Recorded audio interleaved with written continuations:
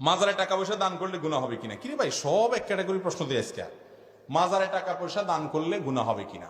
ভাই, টাকা পয়সা দানের খাত কি?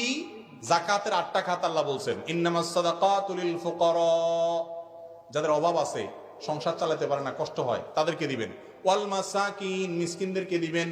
ওয়াল আমিলিনা আলাইহা, যারা যাকাত কালেকশনে কাজ করে তাদেরকে দিবেন।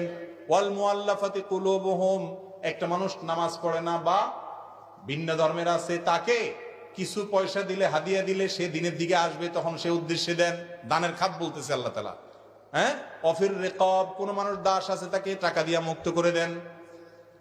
ওয়াফি সাবিলিল্লাহ, আল্লাহর রাস্তায় দান করেন, জিহাদে দান করেন বা আল্লাহর রাস্তায় দান করেন।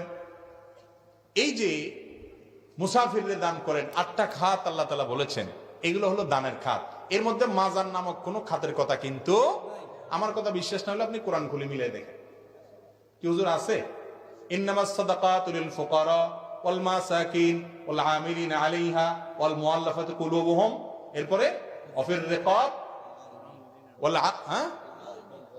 ওয়াল গারিমিন, যারা ঋণগ্রস্ত তাদেরকে, তারপর ওয়াফি,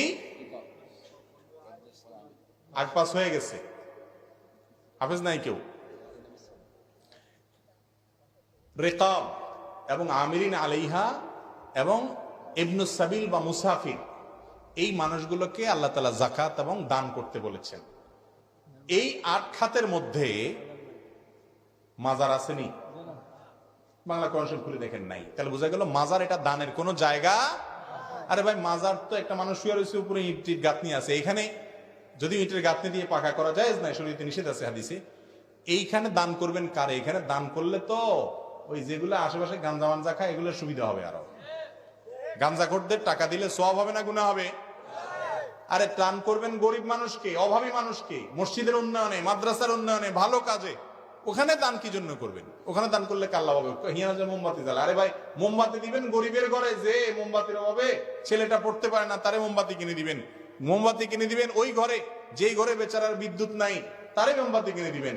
এখানে মাজারালা বেচারা ভিতরে আছে, উপরে মোমবাতি দিয়ে কি লাভ? এটা দিলে তো এই মোমবাতি ঘুরে ঘুরে আবার আমাদের ইয়ানো আসবে, এগুলো ব্যবসা করবে। ঠিক না? ঠিক। আল্লাহ আমাদেরকে বোধ সম্পন্ন মুসলমান হওয়ার তৌফিক দান করুন। জায়েজ নাই এই সমস্ত মাজার টাজারে মানত করা শিরক।